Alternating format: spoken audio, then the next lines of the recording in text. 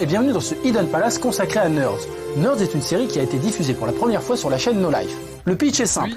Dark Angel 64, un No Life averti sous-loue son appartement à 3 autres personnes, Jérôme, Caroline et Régis Robert. D'épisode en épisode, la série allait conquérir de nouveaux téléspectateurs et le succès allait même dépasser le petit écran. C'est un véritable boom qui éclatait sur la toile. La notoriété de la série était telle qu'elle s'est même vue distribuée en DVD, une chose jamais vue pour une série avec un budget inexistant.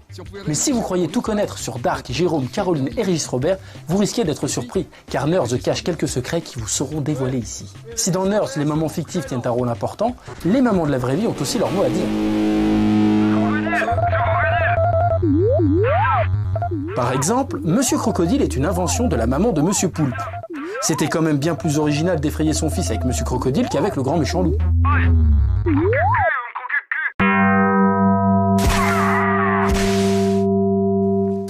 Lors du tournage de l'épisode 11 de la saison 2, Davy a bien eu du mal à embrasser l'actrice qui jouait la maman de Caroline. Et pour cause, celle-ci s'appelle Agnès, tout comme sa propre maman.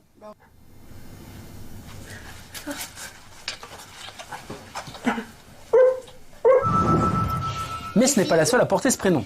Chacune des poupées de Caroline porte le nom d'une des mamans des scénaristes. Il y a Agnès, Anouk et Michel. Agnès, Anouk, Jean-Michel, Michel, 2 LE, et Maëlys. Voici la dernière anecdote concernant une maman. Et pas des moindres. L'actrice qui joue le rôle de Madame Vitalis, la dame obsédée par le cirque, est en réalité la maman d'une actrice très connue qui a récemment gagné un Oscar. C'est la maman de Marion Cotillard.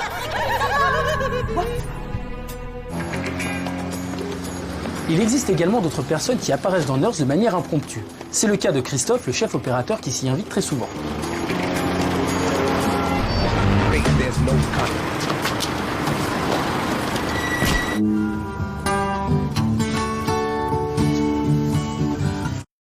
Dans l'épisode 20 de la saison 2, celui qui ressemble à un documentaire animalier, on peut entendre un dialogue en japonais à la télévision. C'est en fait Caroline de Otto qui dit « Courage, on va réussir à finir le DVD dans les temps ». Parfois des dessins animés japonais. L'épisode en question avait été mixé en plein dans le rush de la finalisation des masters pour le DVD. Flagrante. Mon Jérôme, il faut qu'on parle. Toi, tu vas encore faire l'amour. Ça fait 2 fois. Toujours dans la saison 2, c'est le mini-documentaire sur les Moai du Hidden Palace que l'on entend à la télévision. Ah bon, Jérôme regarde Hidden Palace. De Dark. Dark est très malheureux en ce moment. Pour un poids moyen de 14 tonnes. Toutes sont des monolithes tournés vers l'intérieur de l'île. Des auteurs de BD s'invitent aussi de manière détournée sur les tournages. Dans l'épisode qui met en scène Régis Robertman, ce dernier lit un comics nommé Crédulman. La couverture de ce faux comics a été dessinée par Cardona et Torta, les créateurs de Sentai School. Ouais, gagné, t'as droit à un bijou. Vous ne le saviez peut-être pas, mais Nerds se déroule dans un monde alternatif, et plus précisément les États-Unis d'Europe. La preuve. Dans le premier épisode de la saison 2, la carte affichée dans le commissariat est celle des États-Unis. D'autres éléments semblent abonder dans ce sens.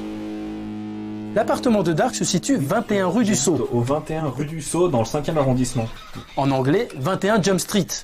Et Dark a besoin d'une caution pour sortir de prison. Où est-ce qu'il les cache, Dark, ces Divix? De plus, certains épisodes se passent lors de la fête de Thanksgiving. Allô, je viens pour Thanksgiving.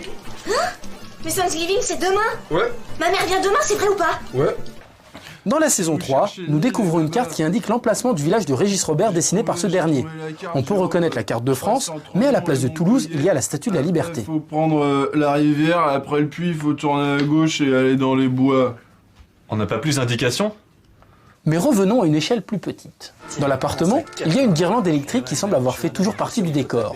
Mais c'est faux. Elle a été accrochée au mur dans l'épisode de l'anniversaire de Dark et n'a pas bougé depuis. Je mets là.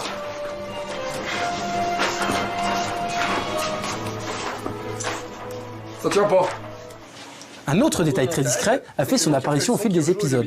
Des coffrets de DVD de Nerds ont été disposés dans le décor du salon. Tous les DVD. Quel sens de la mise en abîme. Et on est quand même, je pense, l'une des rares séries en France à avoir le DVD de sa série dans les décors. C'est vraiment incroyable, Davy. C'est incroyable. Hein. C'est vraiment génial. Les personnages aussi proposent leur lot de secrets. Tout d'abord, le titre de la série est issu du nom d'un des héros. Nerds est en réalité le diminutif de Nerdzowski, le nom de famille de Benjamin. Benjamin Nerdzowski, alias Dark Angel 64. Nerdzowski Benjamin. C'est ça ton prénom, hein? Ouais, mais vous pouvez m'appeler Dark. Contrairement à ce que l'on pourrait croire, le personnage de Régis Robert n'est pas né dans Nerds, mais lors d'une intervention sur Radio Hélico en 2002, bien avant le début de la série. Oui, c'est terrible. Ça vous révolte, hein. Un conseil pour vos auditeurs. Il faut bien écrire son nom au feutre sur vos CD de la compagnie créole. Parce qu'au jour de l'an, des fois, il y en a qui partent avec. C'est le 3e que j'achète. Merci Régis Robert. De rien. Elle est où la caméra? Les lecteurs assidus du blog de Dark Angel 64 auront remarqué la présence d'un bon gros troll dans les commentaires en 2007. Je voulais répondre à Rastaboy qui a dit que ma vie, elle est comme mon blog, elle a pas de race. C'est bien de faire le malin, tu fais le troll. Ce fameux Rastaboy 24 était en réalité Jérôme. Du personnage là, Rastaboy qui postait des commentaires. Eh ben Rastaboy, c'est moi. Suikoden Palace touche bientôt à sa fin, mais voici encore quelques petits secrets sur la série. Les fans les plus perspicaces auront sans doute remarqué qu'il y a une certaine logique dans le nom des titres des épisodes de la saison 1 et 3. Tu m'as fait peur! Les titres de la première saison sont tous des noms de fichiers. Dis donc les amis. Il se met derrière, il chante et... Et on trouvera jamais une boîte à chaussures assez grande pour Et l'enterrer. pour la saison 3, ce sont des noms de séries télé.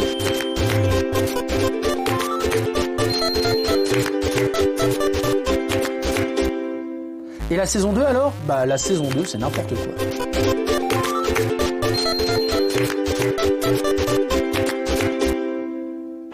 Dans certains épisodes, lorsqu'une heure est indiquée à l'écran, elle n'est pas choisie au hasard. Très souvent, il s'agit d'une combinaison des dates d'anniversaire des membres de l'équipe. Ah, j'ai pris 15 en agilité.